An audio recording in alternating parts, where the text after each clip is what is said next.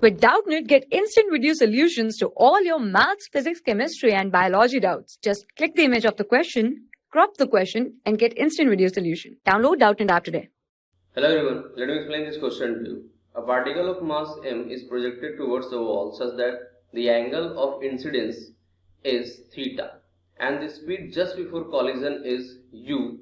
Assuming that the wall is smooth and the collision is elastic so that the ball rebounds at the same angle. Okay, so here is the question of elastic collision. So let me draw the diagram first. So here you can see initial speed u, after collision let's say speed is v, and angle of reflection after collision let's say alpha, angle of incidence is theta. Okay, so we have to prove that alpha is equals to theta. Okay, as given the question collision is elastic, so we know that in elastic collision there is no loss of energy, so initial kinetic energy before collision and kinetic energy after collision should remain same. So due to collision is elastic, so kinetic energy before collision and kinetic energy after collision remains same. That means speed before collision and speed after collision remains same. So this is our first equation. Now if we draw the component of initial velocity u, then component in this direction perpendicular to this wall, since this angle is theta, then this component will be equals to u cos theta, and perpendicular this component is equals to u sin theta.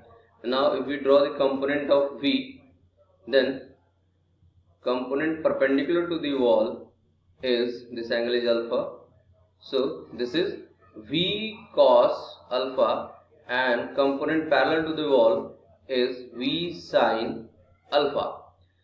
And as we know that there is no force acting on the ball along the wall, parallel to the wall, you can say parallel to the wall. So before and after collision linear momentum should remain conserved parallel to the wall.